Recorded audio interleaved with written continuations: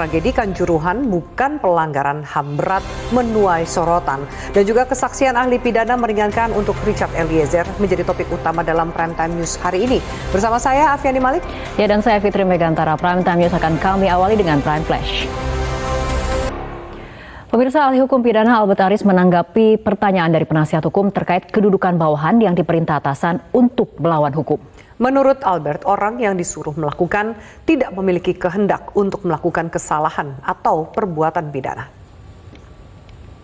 Ahli hukum pidana Albert Aris menerangkan status perlindungan saksi bisa diberikan kepada Eliezer. Karena perlindungan itu diberikan dengan tujuan bekerja sama dengan penegak hukum untuk membongkar perkara. Sebelumnya kubu Sambo terus menghadirkan ahli untuk mempengaruhi hakim agar menolak status justice collaborator bagi Eliezer. Dosen Universitas Trisakti Albert Aris yang hadir sebagai ahli pidana yang meringankan Richard Eliezer mengatakan pembunuhan berencana adalah kejahatan serius. Levelnya bisa disamakan dengan genosida. Hukum pidana Albert Aris juga mengungkapkan ada dua asas untuk menguji keabsahan adanya perintah jabatan agar Richard Eliezer bebas dari pertanggungjawaban pidana. Keduanya yaitu asas proporsionalitas dan subsidiaritas. Pemirsa, perang narasi saksi ahli kubu Sambo dan Eliezer, salah satunya mengenai hasil tes poligraf. Sebelumnya, hasil tes poligraf menunjukkan tingkat kebohongan terdakwa. Misalnya, hasil tes Ferdi Sambo dan Putri diketahui berbohong dalam tes poligraf.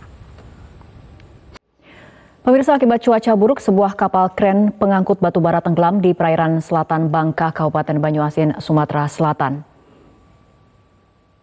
Gelombang tinggi dan angin kencang membuat sistem penyeberangan di Pelabuhan Ketapang, Jawa Timur sempat dihentikan sementara pada Rabu siang. Sementara aktivitas penyeberangan di Pelabuhan Merak, Banten terpantau tetap beroperasi seperti biasa.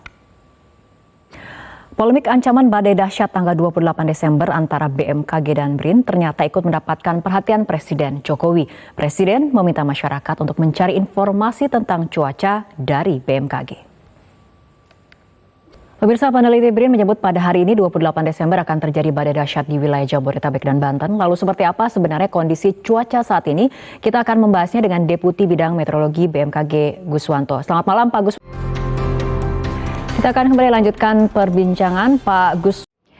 Pemirsa, pekan ini penyelesaian kasus tragedi Kanjuruhan kembali menjadi sorotan dan kami akan ulas dalam beberapa segmen untuk malam ini. Untuk mereview kasusnya akan disampaikan oleh Anggi Hasibuan. Anggi, silahkan. Tidak masuk dalam kategori pelanggaran.